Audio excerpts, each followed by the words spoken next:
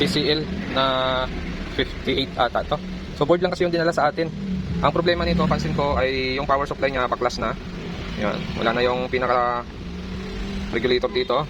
Yung octo niya wala din.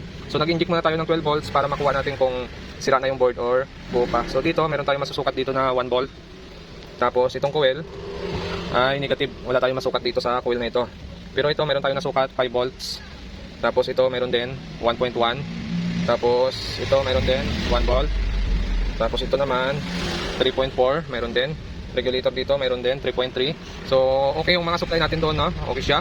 Ang problema lang ito, wala siyang output. Pero meron siya dito ang input, yun, no?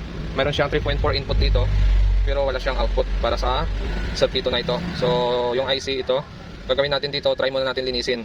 Yung mga ganitong IC kasi minsan mabilis siya kapitan ng dumi. Mabilis siya tablan ng dumi, ano? Kasi nga masyadong madikit yung paa. Silip natin yung dito sa taas. Yan, no? So pansin ko parang marumi nga siya. So try natin linisin, titingnan natin kung magti-trigger yung output nito. So nalinis na natin siya. Ngayon, sukat ulit tayo ng supply. May 12 tayo dito. Tapos ito, wala nang supply. Kanina mayroong supply yan, ano? Tapos ito yung nilinis natin, wala pa yung supply. So nagkaroon na ng missing supply ito. Ito, wala rin. Yun, no? Wala rin. Tapos ito, mayroon siyang 1.3. Ito, 1 volt. Ito, 3.4. Tapos ito, missing din, ano? So may mga coil na tayo na nagkaroon ng missing supply. So try natin i-power on. I-short lang natin itong switch dito. Ito, may switch yan dito. Tingnan natin kung mag-on, kung magkaroon ba siya ng supply. Nagkaroon siya ng supply, oh, 1 volt. Tapos ito ay 1.5. So 1.5 volts ito. Tapos ito 1 volt. Tapos 5 volts. Tapos 1 volt. Tapos 3.4, 3.3. So nag-on siya. Pero hindi natin nakikita dito kung may ilaw, ano? Saan ba dito ang ilaw nito?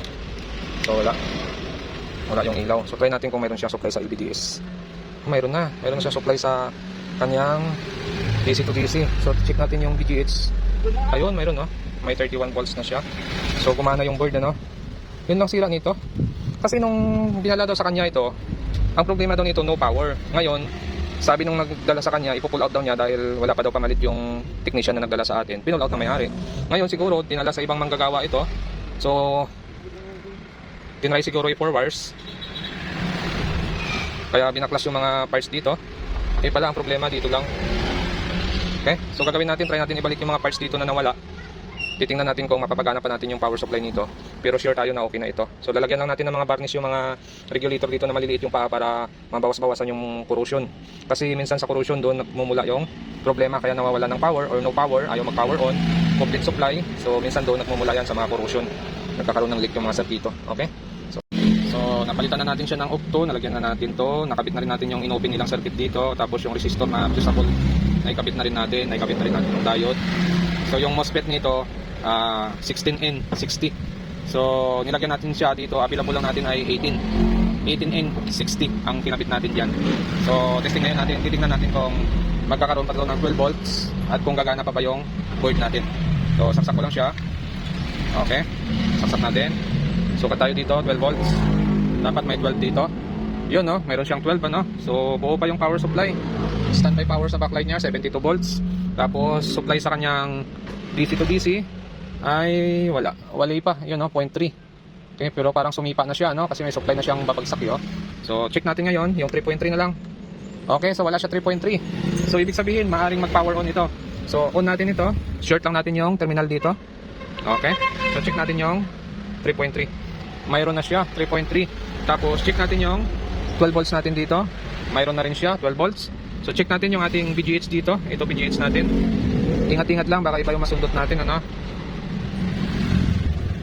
Okay, so mayroon na rin siyang 31 sa VGH na.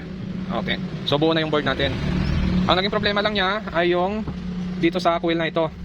Ano ba yung kanina supply ang missing sa atin? 1.5 volts to. Ito yung missing, yan, no? Yan yung missing supply niya, 1.5.